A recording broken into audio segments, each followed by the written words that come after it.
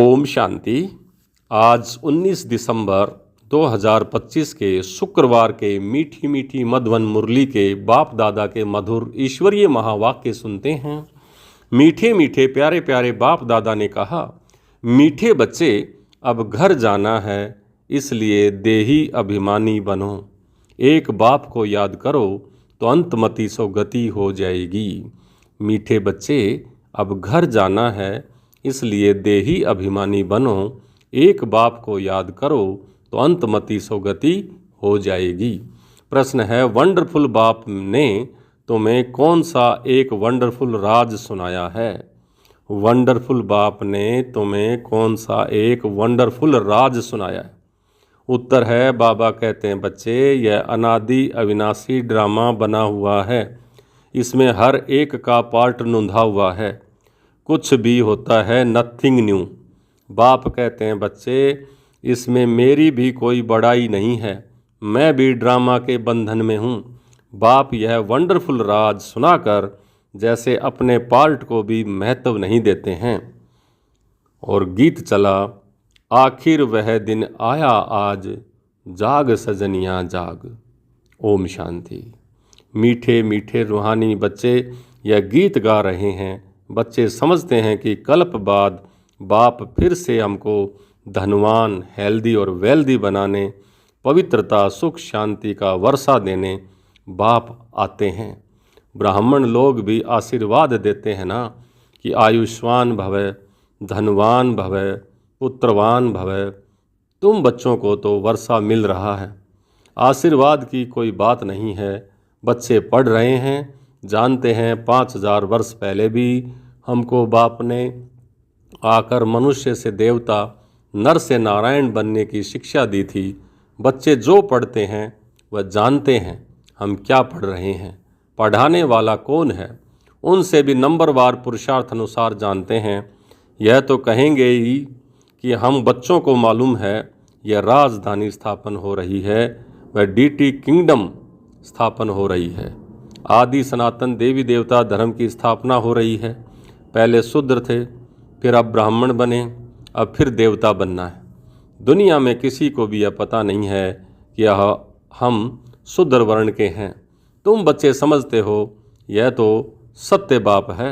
बाप सत्य बताकर सचखंड की स्थापना कर रहे हैं। सतयुग में झूठ, पाप आदि कुछ भी नहीं होता है। कलयुग में ही अजामिल पाप आत्माएं होती हैं। यह समय है बिल्कुल रौरव नरक का। दिन प्रतिदिन रौरव नरक दिखाई पड़ेगा। मनुष्य ऐसा ऐसा कर्तव्य करते रहेंगे जो समझेंगे बिल्कुल ही तमो प्रधान दुनिया बनती जा रही है। इसमें भी काम महाशत्रु है, कोई मुश्किल पवित्र शुद्ध रह सकता है। आगे जंगम यानी फकीर लोग कहते थे, ऐसा कलयुग आएगा जो 12-13 वर्ष की कुमारियां बच्चा पैदा करेंगी। अब वो समय है, कुमार कुमारियां आदि सब गंध करते रहते हैं, अब बिल्कुल ही तमो प्रधान बन जाते हैं। तब बाप कहते हैं, मैं आता हूँ, मेरा भी ड्रामा में पार्ट है, मैं भी ड्रामा के बंधन में बंधा हुआ हूँ। तुम बच्चों के लिए कोई नई बात नहीं है। बाप समझाते ही ऐसे हैं, चक्कर लगाया, नाटक पूरा होता है। अब बाप को याद करो तो तुम सतो प्रधान बन, सतो प्रधान दुनिया के मालिक बन जाएंगे। कितना साधारण रीति समझाते हैं। बाप कोई अपने पार्ट को इतना महत्व नहीं देते हैं। यह तो मेरा पार्ट है, नई बात नहीं है। हर 5000 वर्ष के बाद मुझे आना पड़ता है। ड्रामा में मैं बंधायमान हूँ। आकर तुम बच्चों को बहुत सहज याद की यात्रा बताता हूँ। अंत मति सो गति, तो वह इस समय के लिए ही कहा गया है। यह अंत काल का समय है ना। बाप युक्ति बताते हैं, मामे कम याद करो तो सतो प्रधान बन जाएंगे। बच्चे भी समझते हैं हम नई दुनिया के मालिक बनेंगे। बाप घड़ी घड़ी कहते हैं नथिंग न्यू। एक जिन की भी कहानी सुनाते हैं ना। उसने कहा काम दो, तो कहा सीढ़ी उतरो और चढ़ो। बाप भी यही कहते हैं कि खेल भी उतरते और चढ़ने का है ना। पतित से पावन, पावन से पतित बनना है तो यह कोई डिफ़िकल्ट बात नहीं है, बहुत सहज है। परंतु युद्ध कौन सी है यह न समझने के कारण शास्त्रों में लड़ाई की बातें लिख दी हैं। वास्तव में माया रावण पर जीत पाना तो बहुत सहज और बहुत बड़ी लड़ाई है। बच्चे देखते हैं, हम घड़ी घड़ी बाप को याद करते हैं, फिर याद टूट जाती है, माया दीवा बुझा देती है। इस पर गुल बकावली की भी कहानी है। बच्चे जीत पाते हैं, बहुत अच्छे चलते हैं, फिर माया आकर दीवा बुझा देती है। बच्चे भी कहते हैं, बाबा माया के तूफान तो बहुत आते हैं। तूफान भी अनेक प्रकार के बच्चों के पास आते हैं। कभी कभी तो ऐसा तूफान जोर से आता है जो 8-10 वर्ष के पुराने अच्छे अच्छे बच्चे झाड़ से गिर पड़ते हैं। बच्चे जानते हैं, वर्णन भी करते हैं, अच्छे अच्छे माला के दाने थे, आज वो हैं नहीं। यह भी मिसाल है, गज को ग्राह ने खाया, यानी हाथी को मगरमच्छ ने खाया। तो ये माया मगरमच्छ है, अच्छे अच्छे महारथियों को भी सटक जाती है। तो ये माया है तूफान। बाप कहते हैं, इन 5 विकारों से संभाल रखते रहो, याद में रहेंगे तो मजबूत हो जाएंगे। देही अभिमानी बनो, यह शिक्षा बाप ही एक ही बार देते हैं। ऐसा कभी और कोई कहेंगे नहीं कि तुम आत्म अभिमानी बनो। सतयुग में भी ऐसे नहीं कहेंगे। नाम रूप देश काल सब याद रहता ही है। इस समय तुमको समझाता हूँ, अब वापस घर जाना है। तुम पहले सतो प्रधान थे, फिर सतो, फिर रजो, फिर तमो में आए। तुमने पूरे 84 जन्म लिए हैं, उसमें भी नंबर 1 यह ब्रह्मा है। औरों के 83 जन्म भी हो सकते हैं, इनके लिए पूरे 84 जन्म हैं। यह पहले पहले श्री नारायण थे। इनके लिए कहते हैं, गोया सब के लिए समझ जाते हैं। बहुत जन्मों के अंत में ज्ञान लेकर फिर वह नारायण बनते हैं। झाड़ में भी दिखाया है, यहाँ श्री नारायण और पिछाड़ी में ब्रह्मा खड़ा है। नीचे राजयोग सीख रहे हैं। प्रजापिता को कभी परम पिता नहीं कहेंगे। परम पिता एक को ही कहा जाता है, प्रजापिता फिर इनको कहा जाता है। ये है देहधारी, वो है विदेही विचित्र। लौकिक बाप को पिता कहेंगे, इनको प्रजापिता कहेंगे, और पारलौकिक को परम पिता कहेंगे। तो परम धाम में रहते हैं, प्रजापिता ब्रह्मा परम धाम में नहीं कहेंगे, वह तो यहाँ साकारी दुनिया में हो गया। सूक्ष्म वतन में भी नहीं, प्रजा तो है ना यहाँ स्थूल वतन में। तो प्रजापिता को भगवान नहीं कहा जाता है। भगवान का कोई शरीर का नाम नहीं है। मनुष्य तन जिस पर नाम पड़ते हैं उनसे वह न्यारा है। आत्माएं वहाँ रहती हैं तो स्थूल नाम रूप से न्यारी हैं, परंतु आत्मा तो है ना। साधु संत आदि सिर्फ घर बार छोड़ते हैं, बाकी दुनिया के विकारों के अनुभवी तो है ना। छोटे बच्चे को कुछ भी पता नहीं रहता है, इसलिए उसको महात्मा कहा जाता है। 5 विकारों का उनको पता ही नहीं रहता है, इसलिए छोटे बच्चे को पवित्र कहा जाता है। इस समय तो कोई भी पवित्र आत्मा हो नहीं सकती। छोटे से बड़ा होगा फिर भी पतित तो कहेंगे ना, क्योंकि पैदा तो विकारों से ही होते हैं। बाप समझाते हैं, सबका अलग अलग पार्ट है, ड्रामा में नूंधा है। इस चक्कर में कितने शरीर लेते हैं, कितने कर्म करते हैं, जो सब फिर रिपीट होना है। पहले पहले आत्मा को पहचानना है। इतनी छोटी आत्मा में 84 जन्मों का अविनाशी पार्ट भरा हुआ है। यही है सबसे वंडरफुल बात। आत्मा भी अविनाशी है, ड्रामा भी अविनाशी है, बना बनाया है। ऐसे नहीं कहेंगे कब से शुरू हुआ कब ख़त्म होगा। कुदरत कहते हैं ना, जो फिरता रहता है। कुदरत, कुद माना अपने आप, रत माना जो लगातार चलती रहती है, ऑटोमेटिक। आत्मा कैसी है, यह ड्रामा कैसे बना, इसमें कोई कुछ भी कर नहीं सकता है। जैसे समुद्र अथवा आकाश का अंत नहीं निकाल सकते, तो यह अविनाशी ड्रामा है। कितना वंडर लगता है। जैसे बाबा वंडरफुल है, वैसे ज्ञान भी बड़ा वंडरफुल है, कभी कोई बता न सके। इतने सब एक्टर्स अपना अपना पार्ट बजाते आए हैं। नाटक कब बना और वह कोई प्रश्न उठा नहीं सकता। बहुत कहते हैं भगवान को क्या पड़ी थी जो दुख सुख की ये दुनिया बैठ बना दी। अरे यह तो अनादि बनी बनाई है, परले आदि होती नहीं, महाविनाश होता है। तो ये बनी बनाई है। ऐसे थोड़ी कह सकते हैं कि यह क्यों बनाई, जब है ही बनी बनाई तो ऐसे तो प्रश्न ही नहीं उठता ना कि क्यों बनाई। आत्मा का ज्ञान भी बाप तुमको अब सुनाते हैं। जब तुम समझदार बनते हो तो तुम दिन प्रतिदिन उन्नति को पाते रहते हो। पहले पहले तो बाबा बहुत थोड़ा थोड़ा सुनाता था, वंडरफुल बातें थी, फिर भी कशिश तो थी ना। उसने खींचा, भट्ठी की भी कशिश थी। शास्त्रों में फिर दिखाया है, कृष्ण को कंसपुरी से निकाल ले गए सब। अब तुम जानते हो कि कंस आदि तो वहाँ होते ही नहीं सतयुग में। तो गीता, भागवत, महाभारत ये सब कनेक्शन रखते हैं तो कुछ भी है नहीं। समझते हैं ये दशहरा आदि तो परंपरा से चला आता है। रावण क्या चीज़ है यह भी कोई जानते नहीं। जो भी देवी देवता थे वह नीचे उतरते उतरते बिल्कुल पतित बन गए हैं। रड़ियाँ भी वही मारते हैं जो जास्ती पतित बने हैं, इसलिए पुकारते भी हैं, हे पतित पावन आओ। वह सब बातें बाप ही बैठ समझाते हैं। षष्ठी चक्र के आदि मध्य अंत को और कोई नहीं जानते। तुम जानने से चक्रवर्ती राजा बन जाते हो। त्रिमूर्ति में लिखा हुआ है, यह तुम्हारा ईश्वरीय जन्म सिद्ध अधिकार है। ब्रह्मा द्वारा स्थापना तो शंकर द्वारा विनाश और विष्णु द्वारा पालना। विनाश भी जरूर होना है। नई दुनिया में बहुत थोड़े होते हैं, अभी तो अनेक धर्म हैं। समझते हैं एक आदि सनातन देवी देवता धर्म है नहीं, फिर जरूर वह एक धर्म चाहिए।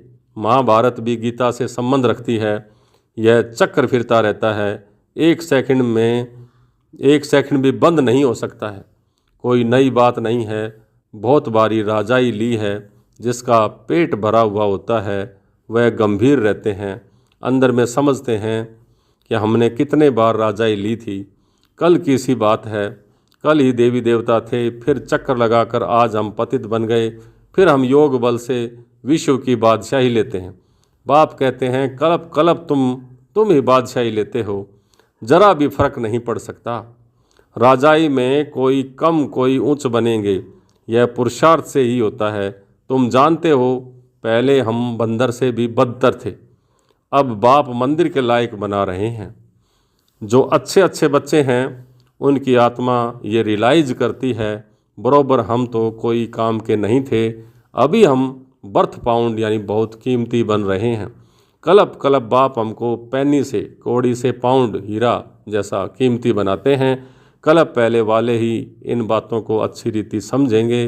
तुम भी प्रदर्शनी आदि करते हो, नथिंग न्यू, कोई नई बात नहीं है। इन द्वारा ही तुम अमरपुरी की स्थापना कर रहे हो। भक्ति मार्ग में देवियों आदि के कितने मंदिर हैं, यह सब हैं पुजारी पने की सामग्री। तो पूज्य पने की सामग्री तो कुछ है भी नहीं। बाप कहते हैं दिन प्रतिदिन तुमको गुप्त पॉइंट्स समझाता रहता हूँ। आगे की ढेर पॉइंट्स तुम्हारे पास रखी हैं, वह अभी क्या करेंगे, ऐसे ही पड़ी रहती है ना। प्रेजेंट तो बाप दादा नई नई पॉइंट समझाते रहते हैं। आत्मा इतनी छोटी सी बिंदी है और उसमें सारा पार्ट भरा हुआ है। यह भी पॉइंट कोई आगे वाली कॉपियों में थोड़े ही होंगी। फिर पुरानी पॉइंट्स को तुम काम क्या करेंगे, पिछाड़ी की रिजल्ट ही काम आती है। तो बाप कहते हैं कल पहले भी तुमको ऐसे ही सुनाया था। नंबर वार पढ़ते रहते हैं, कोई सब्जेक्ट में नीचे ऊपर होते रहते हैं। व्यापार में भी ग्रहचारी बैठती है, इसमें हार्ट फेल नहीं होना होता है। फिर उठ करके पुरुषार्थ किया जाता है। मनुष्य दिवाला निकालते हैं, फिर धंधा आदि कर बहुत धनवान बन जाते हैं। यहाँ भी कोई विकार में गिर पड़ते हैं, फिर भी बाप कहेंगे अच्छी रीति पुरुषार्थ कर ऊंचा पद पाओ, फिर से चढ़ना शुरू करना चाहिए। बाप कहते हैं गिरे हुए हो फिर चढ़ो। ऐसे बहुत हैं, गिरते हैं तो फिर चढ़ने की कोशिश करते हैं। बाबा मना थोड़ी करेंगे, बाप जानते हैं ऐसे भी बहुत आएंगे। बाप कहते हैं पुरुषार्थ करो, फिर भी कुछ न कुछ मददगार तो बन जाएंगे ना। ड्रामा प्लान अनुसार ही कहेंगे। बाप कहेंगे अच्छा बच्चे अब तृप्त हुए, बहुत गोते खाए, अब फिर से पुरुषार्थ करो। बेहद का बाप तो ऐसा कहेंगे ना। बाबा के पास कितने आते हैं मिलने, कहता हूँ बेहद के बाप का कहना नहीं मानेंगे, पवित्र नहीं बनेंगे तो बाप आत्मा समझ आत्मा को कहते हैं। बाप आत्मा समझ आत्मा को कहते हैं तो तीर जरूर लगेगा। समझो स्त्री का स्त्री को तीर लग जाता है तो कहेंगे हम तो प्रतिज्ञा करते हैं, पुरुष को नहीं लगता है फिर आगे चल उनको भी चढ़ाने की कोशिश करेंगे। फिर ऐसे भी बहुत आते हैं जिनको स्त्री ज्ञान में ले आती है तो कहते हैं स्त्री हमारा गुरु है। वह ब्राह्मण लोग हथियाला बांधते समय कहते हैं यह तुम्हारा गुरु ईश्वर है पति के लिए। यहाँ बाप कहते हैं तुम्हारा एक ही बाप सब कुछ है, मेरा तो एक शिव बाबा दूसरा न कोई, सब उसको ही याद करते हैं, उस एक से ही योग लगाना है, यह देह भी मेरी नहीं है। तो इसलिए बाप कहते हैं अब सब कुछ बाप के हवाले, निमित्त समझ करके चलो। अच्छा, मीठे मीठे सिकली दे बच्चों प्रति माता पिता बाप दादा का याद प्यार और गुड मॉर्निंग। रूहानी बाप की रूहानी बच्चों को नमस्ते। हम रूहानी बच्चों की रूहानी बाप दादा को याद प्यार, गुड मॉर्निंग और नमस्ते। धारणा के लिए मुख्य सार, पहला, कोई भी ग्रहचारी आती है तो दिल शिकस्त होकर बैठ नहीं जाना है, फिर से पुरुषार्थ कर बाप की याद में रहे, उच्च पद पाना है।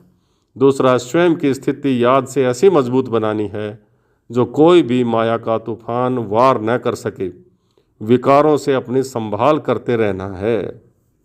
आज का वरदान, सर्व शक्तियों की लाइट द्वारा आत्माओं को रास्ता दिखाने वाले चैतन्य लाइट हाउस भवै। सर्व शक्तियों की लाइट द्वारा आत्माओं को रास्ता दिखाने वाले चैतन्य लाइट हाउस भवै। यदि सदा इस स्मृति में रहो कि मैं आत्मा विश्व कल्याण की सेवा के लिए परम धाम से अवतरित हुई हूँ, तो जो भी संकल्प करेंगे बोलेंगे उसमें विश्व कल्याण समाया हुआ होगा और यही स्मृति लाइट हाउस का कार्य करेगी।